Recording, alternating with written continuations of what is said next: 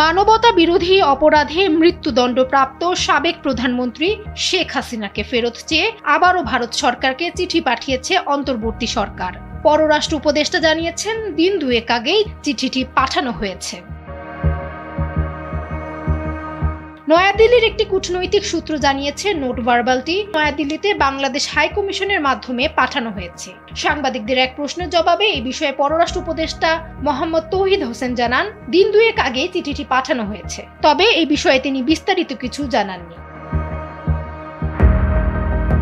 সম্প্রতি জুলাই গণ অভ্যুত্থানের সময় সংঘটিত মানবতা বিরোধী অপরাধের দায়ে শেখ হাসিনাকে মৃত্যুদণ্ডে দণ্ডিত করেছে আন্তর্জাতিক অপরাধ ট্রাইব্যুনাল। সেই সঙ্গে তৎকালীন স্বরাষ্ট্রমন্ত্রী আসাদুজ্জামান খান কামালকেও মৃত্যুদণ্ড দেওয়া হয়েছে। 5 আগস্টের পর শেখ হাসিনা এবং আসাদুজ্জামান খান কামাল দুইজনই ভারতে অবস্থান করছেন। রায় ঘোষণার দিনই পররাষ্ট্র উপদেষ্টা ঘোষণা করেন, ঢাকা ভারতের কাছে আনুষ্ঠানিকভাবে প্রত্যর্পণ আবেদন পাঠাবে। এছাড়া পররাষ্ট্র মন্ত্রণালয়ের আনুষ্ঠানিক বিবৃতি দিয়ে শেখ হাসিনা এবং আসাদুজ্জামান খান কামালকে ফেরত দিতে ভারতের প্রতি আবারও আহ্বান জানায়। ডেস্ক রিপোর্ট, সময়ের আলো।